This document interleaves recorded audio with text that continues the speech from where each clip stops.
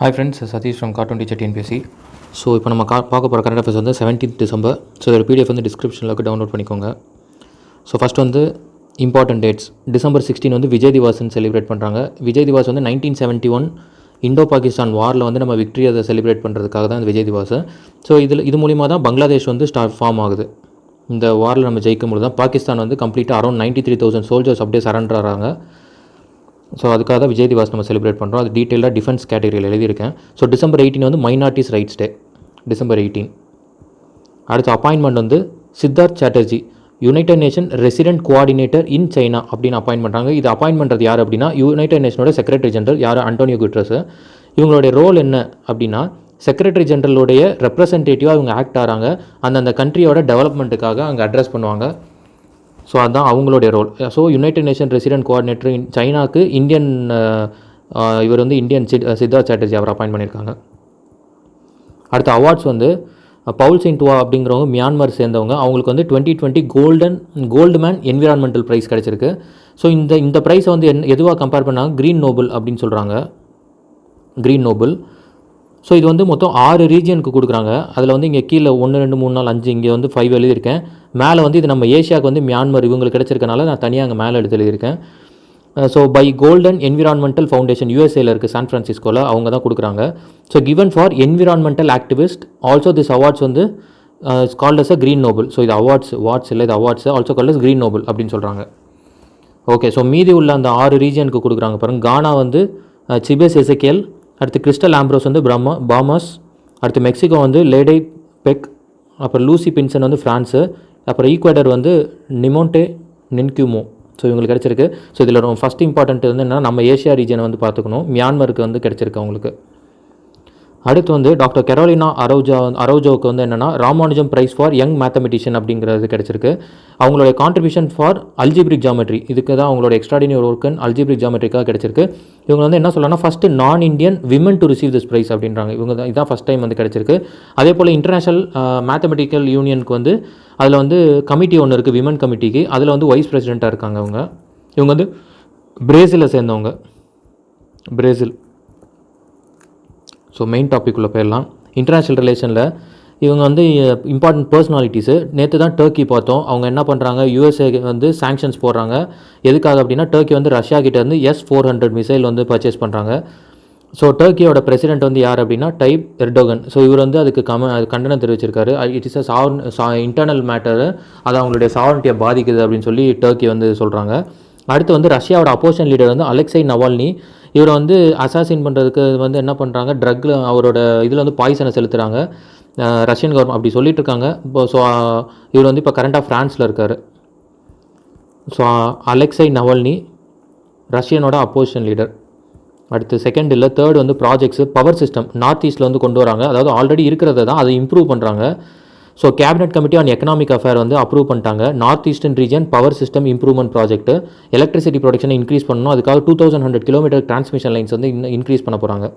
So north ஈஸ்ட்டில் வந்து create பண்ணுறாங்க. ஸோ டிஃபென்ஸை பொறுத்த வரைக்கும் இப்போ தான் நம்ம இம்பார்ட்டன்ட் டேட்ஸில் பார்த்தோம். என்னது, Vijay Diwas. So 50th anniversary இது 1971. ஸோ இந்தியா பாகிஸ்தான் வாரில் வந்து December 16 தான் வந்து விஜய் திவாஸ்ன்னு செலிப்ரேட் பண்ணுறாங்க. இந்த டேட்டில் தான் வந்து பாகிஸ்தான் ஆர்மி வந்து சரண்டர் ஆயிரும். அரௌண்ட் 93,000 சோல்ஜர்ஸ் வந்து சரண்டர் ஆயிடுவாங்க. ஸோ இதில் தான் பங்களாதேஷ் வந்து உருவாகுது. அடுத்து QKB அப்படின்னு என்னென்னா quantum key distribution is tested by DRDO successfully. இது என்னென்னா குவாண்டம் மெக்கானிக்ஸை யூஸ் பண்ணி, அதாவது இப்போ ஒருத்தர்கிட்ட இருந்து இன்னொரு இடத்துக்கு கம்யூனிகேட் பண்ணுறாங்க. ஸோ இப்போ வந்து இது வந்து ஏன்னு எடுத்துக்கலாம், இது B இருக்காங்க. ஸோ இங்கேருந்து ஏலேருந்து பிக்கு கம்யூனிகேட் பண்ணணும். இங்கே கம்யூனிகேஷன் வந்து த்ரூ இந்த குவாண்டம் மெக்கானிக்ஸ் பிரின்சிபல் யூஸ் பண்ணுறாங்க. அப்படி பண்ணும்பொழுது இந்த கேட்வே வந்து செக்யூர்ட் வேவாக இருக்கும். அது வந்து அது என்கிரிப்டடாக போகும். ஸோ அது வந்து கஷ்டம், அதை டீக்ரிப்ட் பண்ணுறது வந்து ரொம்ப கஷ்டம் அப்படின்னு சொல்கிறாங்க. ஸோ அதனால் வந்து இது வந்து சக்ஸஸ்ஃபுல்லாக டெஸ்டிங்கும் நடந்து கம்ப்ளீட் ஆகிருக்கு. எங்கெங்கே அனுப்பியிருக்காங்க அப்படின்னா DRDLலேருந்து RCIக்கு கோஆர்டினேட் பண்ணியிருக்காங்க. DRDLனா என்ன, defence research and development laboratory, and RCIனா ரிசர்ச் சென்டர் இமரத். ஸோ இது வந்து ஹைதராபாத்தில் இருக்குது.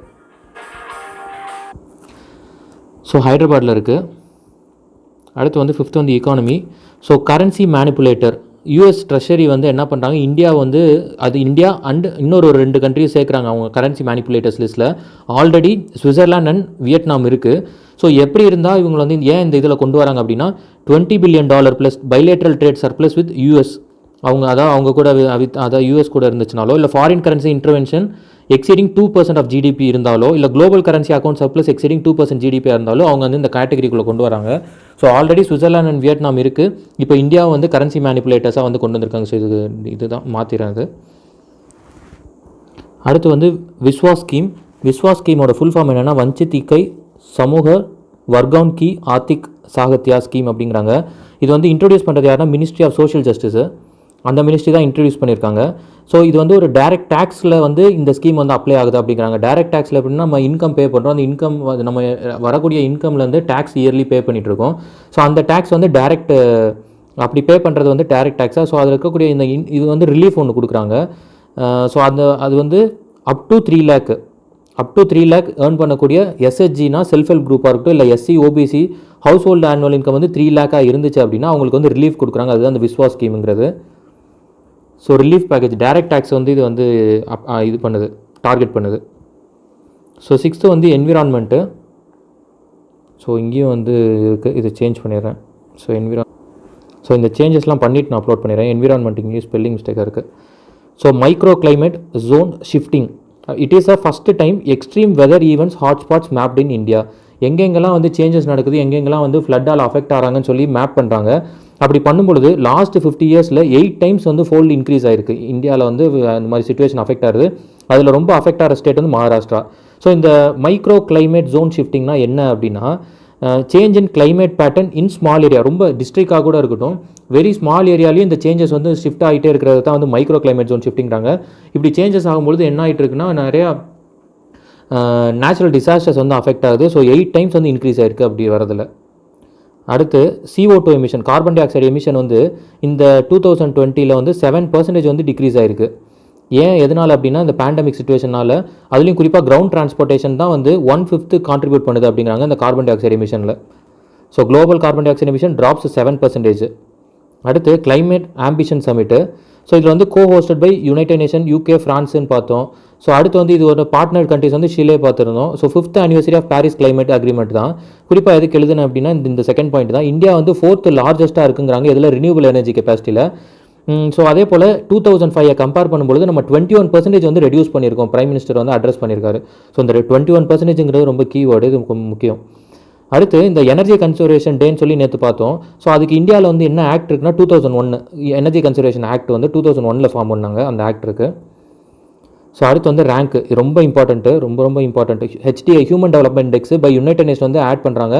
ஒரு நியூ மெட்ரிக்கை இப்போ உள்ளே கொண்டு வராங்க. எப்படின்னா per capita carbon emission and usage of fossil fuels. அந்த கண்ட்ரியில் வந்து ஃபாசில் ஃபியூயல்ஸ் எவ்வளோ யூஸ் பண்ணுறாங்க ஃபார் குட்ஸ் அண்ட் சர்வீசஸ் ப்ரொடக்ஷனுக்கும், அதே போல் எவ்வளோ வந்து கார்பன் எமிஷன் வந்து நடக்குது, அதை பேஸ் பண்ணி ரேங்கிங் வந்து திரும்பி பண்ணியிருக்காங்க. யூஸ்வலாக எப்போவுமே நார்வே தான் ஃபஸ்ட்டில் இருக்கும் ஹியூமன் டெவலப்மெண்ட் இண்டெக்ஸில். இந்த பர்டிகுலர் நியூ மெட்ரிக் வந்து கொண்டு வரும்பொழுது அதை வந்து ஓவர்டேக் பண்ணி அயர்லாந்து ஃபஸ்ட்டில் இருக்குது. இந்தியா வந்து 131 ரேங்கில் இருக்குது. ஸோ கண்டிப்பாக கேட்பாங்க, ரொம்ப இம்பார்ட்டன்ட் கொஸ்டின். மேபி இந்த நியூ மெட்ரிக் கூட எதுன்னு கூட கேட்கலாம். இதுதான் ஃபஸ்ட் டைம் இதை ஆட் பண்ணுறாங்க. அடுத்து பாலிட்டியில் மெட்ராஸ் ஹைகோர்ட் என்னது இது அப்படின்னா, ஜஸ்டிஸ் சஞ்சீப் பானர்ஜி வந்து is currently the senior most judge at Calcutta high court. Calcutta ஹைகோர்ட்டோட சீனியர் மோஸ்ட் ஜட்ஜாக இருக்கார். இப்போ வந்து இப்போ கரண்ட்டாக இருக்கக்கூடிய மெட்ராஸ் ஹைகோர்ட் சீஃப் ஜஸ்டிஸ் யாருன்னா AP சாஹி. அவர் வந்து டிசம்பர் எண்டு வந்து ரிட்டையர்ட் ஆகிறாரு. ஸோ இப்போ கொலிஜியம் வந்து என்ன பண்ணுறாங்க, இது மாதிரி இந்தியாவில் நிறையா சேஞ்சஸ் நடக்குது.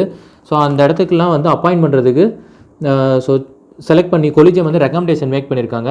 அந்த ரெக்கமெண்டேஷனில் கல்கட்டாவோட சீனியர் மோஸ்ட் ஜட்ஜ் சஞ்சீப் பானர்ஜியை தான் வந்து மோஸ்ட்டாக வந்து அப்பாயின்ட் பண்ணுற மாதிரி இருக்குது. அவங்களோட ரெக்கமெண்டேஷன் வந்து அவர் தான் பரிந்துரை செஞ்சுருக்காங்க. ஸோ கேட்கலாம், கொஸ்டின்ஸ் வரது வாய்ப்புகள் உண்டு அதிகமாக. 10th வந்து ஸ்போர்ட்ஸு, இந்தியன் ஸ்போர்ட்ஸ் அவார்டு. இதில் வந்து ரெஸ்லர் பஜ்ரங் புனியாவும் ஷூட்டிங் 11 வளரியவனும் நம்ம ஆல்ரெடி பார்த்தோம். இந்த இதில் வந்து FICCI இவங்க தான் வந்து அவார்டு கொடுக்குறது, இந்தியன் ஸ்போர்ட்ஸ் அவார்டுன்ட்டு. இதில் வந்து பெஸ்ட் பெர்ஃபார்மிங் ஸ்டேட் வந்து மத்திய பிரதேஷும், ப்ரைவேட் செக்டரில் வந்து 10 வீக் ஸ்போர்ட். இது ரெண்டு நான் கொடுக்கல, ஸோ அதனால் எழுதியிருக்கேன். இந்த 10 வீக் ஸ்போர்ட் வந்து யார் மேனேஜ் பண்ணுறாங்கன்னா அனில் கும்ப்ளே, அவர் தான் பண்ணிட்டுருக்காரு. ஸோ ப்ரைவேட் செக்டரில் வந்து ஸ்போர்ட்ஸுக்கு வந்து சப்போர்ட் பண்ணுறது யாருன்னா 10 வீக் ஸ்போர்ட்ஸ். அண்ட் ஸ்டேட் வந்து கான்ட்ரிபியூட் பண்ணியிருக்கிறது எதுனா மத்திய பிரதேஷ். அடுத்து ஏஷியன் கேம்ஸ் வந்து ஒலிம்பிக் கவுன்சில் ஆஃப் ஏஷியா வந்து டிசைட் பண்ணியிருக்காங்க அவங்களோட ஜென்ரல் பாடி மீட்டிங்கில். 2030 வந்து தோஹாக்கும், 2034 வந்து ரியாதுக்கும் வந்து நடத்துக்க சொல்லிட்டாங்க. ஏஷியன் கேம்ஸ் வந்து 4 years ஒன்ஸ் தான் நடக்கும். காமன்வெல்த்து 4 years ஒன்ஸ் தான் நடக்கும். அதுபோல் அடுத்து ஹாக்கி டீம் கேப்டனுக்கு வந்து அவருக்கு மேரேஜ் ஆயிடுச்சு, பட் அது நமக்கு ஒன்றும் தேவையில்லை. ஆனால் இவர் வந்து எந்த துறையை சார்ந்தவர்னு கேட்கலாம். ஏன்னா இதோட ஹாக்கி டீமோட கேப்டன் வேறு மன்பிரீத் சிங், ஸோ அதனால் கேட்கலாம். அடுத்து வந்து மேஜர் தியான்சந்த் நேஷனல் ஸ்டேடியம் வந்து எங்கே இருக்குன்னா டெல்லியில் இருக்குது. அங்கே ஹாக்கி விளையாடுவாங்க. ஸோ அங்கே வந்து இப்போ ஸ்குவாஷு ஸ்போர்ட்டையும் வந்து ஆட் பண்ணியிருக்காங்க. அதை வந்து இனாக்ரேட் பண்ணி வச்சது யாருன்னா external affairs minister S Jaishankar அவர்கள் தான் வந்து இதை இனாக்ரேட் பண்ணி வச்சிருக்காரு. ஸோ ஸ்குவாஷை வந்து ஆட் பண்ணுறாங்க மேஜர் தியான்சந்த் நேஷனல் ஸ்டேடியத்தில். அடுத்து வந்து 12th வந்து ஸ்பேஸ். இது வந்து ஸ்பேஸ் வந்து நான் ஆல்ரெடி இந்த இது பார்த்தோம், PSLV C50. இருந்தாலும் கொஞ்சம் அது ரொம்ப இம்பார்ட்டன்ட்டு. ஒரு சில ஃபேக்ட்ஸ் வந்து எடுத்து எழுதியிருக்கேன் திரும்பி. இந்த C பேண்ட் அதுக்காக தான் திரும்பி எடுத்து எழுதினேன். ஸோ CMS-01 தான் வந்து அந்த ராக்கெட் வந்து கேரி பண்ணிட்டு போச்சு. அது என்னது கம்யூனிகேஷன் சேட்டலைட்டுங்கிறது தெரியும். So to provide services in extended C band of frequency of spectrum அப்படிங்கிறாங்க. அந்த C பேண்ட் ஸ்பெக்ட்ரம் தான் அதுக்காக தான் இதை அனுப்பியிருக்காங்க. இது வந்து 42nd கம்யூனிகேஷன் சேட்டலைட்டு. அது இல்லாமல் 52nd மிஷன் எது PSLVயில் அண்டர் XL கேட்டகரி. இந்த SL கான்ஃபிகரேஷனில் தான் இது 52nd mission. Total PSLV rank பண்ணால் அது வந்து 70s சம்திங் வரும். ஸோ 52nd வந்து XL கான்ஃபிகரேஷனில் இது 42nd சேட்டலைட்டு. 2011 சேட்டலைட்டை ரீப்ளேஸ் பண்ணி தான் இது போயிருக்கு, அனுப்பியிருக்காங்க. அடுத்து வந்து crab nebula. It is a interstellar cloud. இது வந்து எப்படின்னா ஒரு ஸ்பேஸில் வந்து ரொம்ப இந்த மாதிரி ரொம்ப ஒரு மாதிரி க்ளவுடு ஸ்ட்ரக்சர்லாம் இருக்கும். ஸோ அது என்ன சொல்கிறாங்க, அது வந்து made up of hydrogen, dust, helium and ionised கேஸால் தான் அது மேடாக இருக்குது அப்படிங்கிறாங்க. இதில் குறிப்பாக வந்து இப்போ என்ன சொல்கிறாங்கன்னா, நாசா வந்து ஒரு சோனிஃபிகேஷன் வந்து ஒரு அனாலிசிஸ் பண்ணியிருக்காங்க. இந்த சோனிஃபிகேஷனுங்கிறது என்னென்னா, ஒரு பேச்சில் நம்ம பேசுகிற வாய்ஸ் வந்து இல்லாமல் ஒரு மாதிரி மியூசிக் அந்த சவுண்டை வச்சு அது என்ன மாதிரி டேட்டாவாக இருக்கலாம்னு சொல்லி அனலைஸ் பண்ணுறது தான் வந்து அந்த சோனிஃபிகேஷன் ப்ராசஸ்ஸு. அதாவது டேரெக்டாக ஆடியோ மாதிரி இருக்காது, நம்ம பேசுகிற அந்த வேர்ட்ஸ் இருக்காது. ஸோ ஏதோ ஒரு ஆடியோ இருக்கும், அந்த ஆடியோவை நம்ம டேட்டாவாக கன்வெர்ட் பண்ணுறது தான் அந்த சோனிஃபிகேஷன். ஸோ இந்த data sonification used of sound to represent டேட்டாவை தான் அங்கே வந்து கொண்டு வராங்க. அப்படி பண்ணும் பொழுது இது வந்து மியூசிக்கை ரெப்ரசென்ட் பண்ணுது அப்படிங்கிறாங்க. அதில் வந்து கரெக்டாக ப்ளூ ஷேட் அந்த கிராப் நெபுலா வந்து ப்ளூ கலரில் இருக்கிறது வந்து பேஸையும், ஒயிட் ஷேட்ஸ் வந்து உட்வின்ஸையும் வந்து இது பண்ணுது அப்படிங்கிற மாதிரி நாசா வந்து ரிலீஸ் பண்ணியிருக்காங்க. ஸோ ப்ளூ ஷேட் வந்து பேஸு, ஒயிட் ஷேட் வந்து உட்வின்ஸு. அடுத்து வந்து 16th வந்து தமிழ்நாடு வேர்ல்டு தமிழ் சங்கம். அங்கே வந்து இது வந்து 2016 ஃபஸ்ட்டு மார்ச்சில் எஸ்டாப்ளிஷ் பண்ணியிருந்தாங்க. மதுரையில் தான் அது இருக்குது. ஸோ இப்போ என்ன நியூஸ்னால் வந்து டைரக்டர் அப்பாயின்ட் பண்ணியிருக்காங்க, லதா அவர்களை வந்து டைரக்டர் அப்பாயின்ட் பண்ணியிருக்காங்க வேர்ல்டு தமிழ் சங்கம்க்கு. ஸோ அடுத்து வந்து செகண்ட், இது ரொம்ப important, protected monuments. Tamil Nadu government வந்து டிக்ளேர் பண்ணியிருக்காங்க. ஆர்கியலாஜிக்கல் டிபார்ட்மெண்ட் ஆல்ரெடி வந்து 92 மானுமெண்ட்ஸ் வந்து ப்ரொடெக்ட் பண்ணிட்டு இருக்காங்க. ஸோ இப்போ வந்து அதில் வந்து பார்த்தோம்னா அம்மாக்குளம் அப்படின்னு சொல்லி கீழரவந்தவடி வில்லேஜ் அங்கேயும் திருவண்ணாமலை டிஸ்ட்ரிக்டில் இருக்குது. அதே போல் elephant statue at Alagarmalai village in Ariyalur district. So Ariyalur டிஸ்ட்ரிக்ட்லையும் திருவண்ணாமலையிலையும் அம்மாக்குளம் அண்டு இது வந்து ஒரு சின்ன குளம் மாதிரி இருக்கும். ஸோ சின்ன குளம் மாதிரி இருக்கும். ஸோ அந்த அம்மாக்குளம். எலஃபண்ட் ஸ்டாச்சுங்கிறது அந்த ஸ்டாச்சு கீழே ஒரு 4 பொம்மைகள் இருக்கும். ஸோ எலஃபண்ட் ஸ்டாச்சு இருக்கும். ஸோ அங்கே வந்து அரியலூர் டிஸ்ட்ரிக்ட் எலஃபண்ட் ஸ்டாச்சுவும், அடுத்து வந்து அம்மாக்குளம் வந்து திருவண்ணாமலை. ஸோ அதுவும் வந்து ப்ரொடெக்டட் ஏன்ஷியன்ட் மானுமெண்ட் கேட்டகரியில் கொண்டு வந்திருக்காங்க தமிழ்நாடு கவர்மெண்ட்டு. ஸோ இன்றைக்கி வந்து குவிஸ் வந்து என்ன அப்படின்னா, rickshaw gift scheme started by யார்? ஷாருக் கானா, சோனு சூத், அமீர் கான், ரன்பீர் கபூர். ஸோ இவங்க 4 பேரில் யார் கரெக்ட் ஆன்சர்னு சொல்லி கமெண்ட் பண்ணுங்கள். தேங்க்யூ.